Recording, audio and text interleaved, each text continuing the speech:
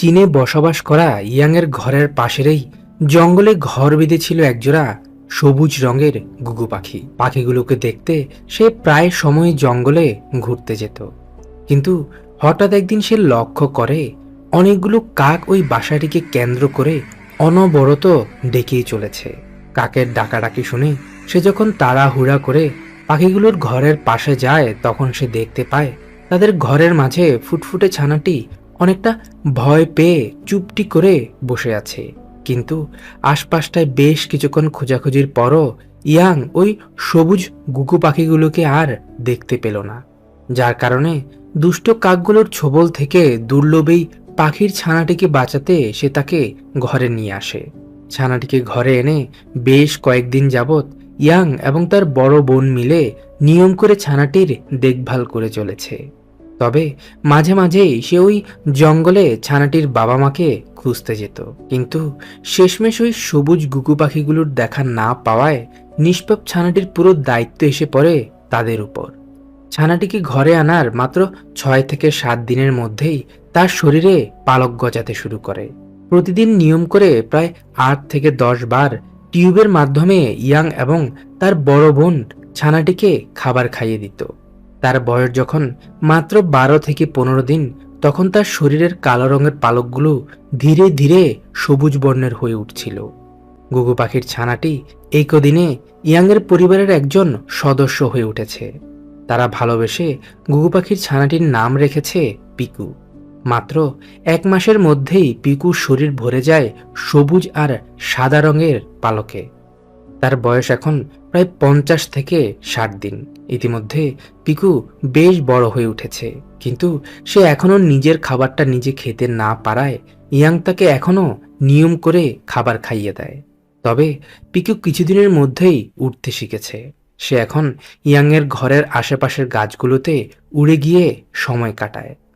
পিকুর বয়স যখন প্রায় 4 মাস, তখন তার শরীরের পালকের রং দেখে ইয়াং বুঝতে পারে যে এটি হলো একটি পুরুষ ঘুঘু পাখি। পিকুর সাথে এভাবে খুব ভালোই সময় কাটছিল ইয়াং এবং তার পরিবারের সদস্যদের। কিন্তু হঠাৎ একদিন সকালে পিকু কাউকে কিছু না বলেই কোথায় যেন হারিয়ে যায়। ইয়াং চারপাশে হাজার খোঁজাখুঁজির পরও পিকুর দেখা আর পায়নি। দীর্ঘ প্রায় 1 মাস পর ইয়াং একদিন লক্ষ্য করে যে তার ঘরের আঙিনায় থাকা এই বটগাছের মাঝে একটি সবুজ ঘুঘু পাখি মনের সুখে ছিঁড়ে ছিঁড়ে পাকা বটফলগুলো খেয়েই চলেছে। এতটা দূর থেকে ইয়াং পাখিটিকে দেখেই বুঝতে পারে যে এটি হলো তার আদরের পিকু। বেশ কিছুক্ষণ গাছের নিচে দাঁড়িয়ে ডাকাডাকি করার পর শেষমেশ পিকু ধীরে ধীরে নিচে নেমে আসলো। এরপর সে উড়ে গিয়ে বসে পড়ল তার সেই আগের ঠিকানায়, যেখানে সে ছোট থেকে বড় হয়ে উঠেছিল। এতদিন পর পিকুকে আবারও ফিরে পেয়ে ইয়াং এবং তার পরিবারের সদস্যদের আনন্দের সীমা ছিল না। সেদিন পুরোটা সময় পিকু তার পরিবারের সদস্যদের সাথেই সময় কাটায়। তারা বেশ কিছুক্ষণ চিন্তা ভাবনা করার পর ধারণা করতে পারে যে পিকু হয়তোবা তার সঙ্গিনী খোঁজার জন্যই উড়ে চলে গিয়েছিল, কিন্তু সে আবারও ভালোবাসার টানে তাদের কাছে ফিরে এসেছে। যার কারণে ইয়াং এবার সিদ্ধান্ত নিয়েছে তার ঘরে থাকা পোষা অন্যান্য কবুতরের সাথে সে এবার পিকুকে ছেড়ে রাখবে, যেন সে ধীরে ধীরে অন্য সব কবুতরগুলোর সাথে বন্ধুত্ব করে নিতে পারে। কারণ হাজার মানুষের সাথে বন্ধুত্ব থাকলেও সে তো একটি বন্য পাখি। তারও তো বেঁচে থাকার জন্য অন্যান্য পাখিদের সঙ্গ খুবই প্রয়োজন। কিন্তু ইয়াং যেমনটা ধারণা করেছিল তার ঠিক উল্টো হয়ে বসল। তার ঘরে থাকা অন্য সব পোষা কবুতরগুলো একদমই পিকুকে আপন করে নেয়নি। আজ প্রায় 6 থেকে 7 দিন কবুতরগুলোর সাথে পিকুকে রাখার পরও অন্য সব কবুতরগুলো তাকে দেখলেই আক্রমণ করে বসে। তাদের অত্যাচার নিপীড়ন সহ্য করতে না পেরে একটা সময় পিকু আবারও কোথায় যেন হারিয়ে যায়। পিকু এবার তার বন্ধু ইয়াংকে ছেড়ে চলে যাওয়ার পর সে খুবই হতাশ হয়ে পড়ে, কারণ সেই ছোট থেকে তাকে পেলে পুষে বড় করে তোলায় ইয়াং তাকে অনেক বেশি ভালোবেসে ফেলেছিল। আগেরবার পিকু মাত্র 1 মাসের মধ্যে ফিরে আসলেও এখন প্রায় 2 মাস হতে চলল, কিন্তু পিকুর ঘরে ফেরার নাম নেই। নিজেকে অনেকটা সান্ত্বনা দিয়ে ইয়াং ধীরে ধীরে পিকুকে ভুলে থাকার চেষ্টা করে। দীর্ঘ প্রায় 3 মাস কেটে যাওয়ার পর ইয়াং এখন ধীরে ধীরে পিকুকে ভুলতেও শুরু করেছে, কিন্তু এরই মাঝে পিকু আবারও ফিরে আসলো। পিকু এবার ফিরে আসার পর ইয়াং এবার অনেকটা অভিমান করেই পিকুকে একটি খাঁচার মাঝে বন্দি করে রাখে, যেন সে তাকে ছেড়ে আর যেতে না পারে। খাঁচায় বন্দি করে রাখার বেশ কিছুক্ষণ পরেই ইয়াং লক্ষ্য করে যে পিকু ডাকাডাকি শুরু করেছে। পিকুর এমন ডাকাডাকি শুনে ইয়াং বেশ কিছুক্ষণ চিন্তা ভাবনা করার পর সে পিকুকে খাঁচায় করে পৌঁছে গেল সেই জঙ্গলের মাঝে। এরপর পিকুকে সে খাঁচার মাঝে রেখেই খাঁচাটি গাছের ডালে ঝুলিয়ে রাখল, আর পিকুর খাঁচার পাশে পেতে দিল একটি পাখি ধরার ফাঁদ। পিকুকে এই খাঁচার মাঝে ঝুলন্ত অবস্থায় রাখার দীর্ঘ প্রায় 2 ঘন্টা পর ইয়াং লক্ষ্য করে যে পিকুর ডাকাডাকি শুনে বেশ কয়েকটি সবুজ ঘুঘু পাখি আশপাশটায় ভিড় করেছে।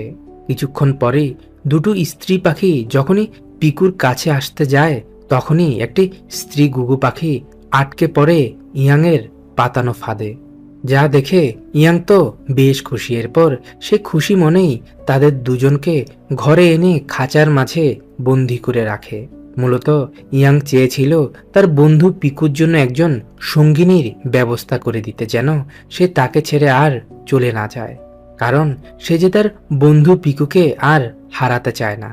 কিন্তু ইয়াংয়ের মা তার এমন পাগলামি দেখে তাকে বকাঝকা শুরু করে, কারণ বন্ধুকে হারানোর ভয়ে সে যা করছে তা যে একদমই সঠিক নয়। বন্য পাখিদের এভাবে জোর করে খাঁচায় বন্দি করে রাখার মাঝে কখনোই ভালোবাসার বহিঃপ্রকাশ ঘটে না, যার কারণে ইয়াংয়ের মা তার অবর্তমানে পাখি দুটোকে মুক্ত করে দেয়। তারাও যে যার মতো ছাড়া পেয়ে উড়ে চলে যায়। এতে যদিও বা ইয়াংয়ের মন খারাপ হয়, কিন্তু প্রায় 2 থেকে 3 মাস পর ছাদে উঠে সে যা দেখতে পেল সে কখনোই তা কল্পনা করতে পারেনি। ছাদের এক কোণে ছোট্ট এই গাছের উপর পিকু ঘর বেঁধেছে। পিকুকে কিছুক্ষণ দেখতে না দেখতেই কোত্থেকে যেন উড়ে এসে ছোট্ট এই বাসার মাঝে বসে পড়ল পিকুর স্ত্রী।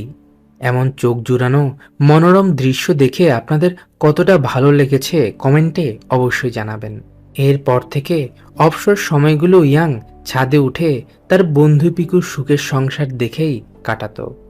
বেশ কিছুদিনের মধ্যে তাদের সংসার আলোকিত করে সেই পুচকি পিকুর মতো দেখতেই ফুটফুটে একটি ছানার জন্ম হয় তাদের ঘরে। পিকু এবং তার স্ত্রী মিলে অতি যত্নে ভালোবেসে ধীরে ধীরে তাদের ছোট্ট ছানাটিকে বড় করে তুলছে। তাদের ভালোবাসার ফলশ্রুতিতে মাত্র 15 থেকে 20 দিনের মধ্যেই তাদের আদরের ফুটফুটে ছানাটির শরীরে ঠিক তাদের মতোই সবুজ রঙের পালক গজায়।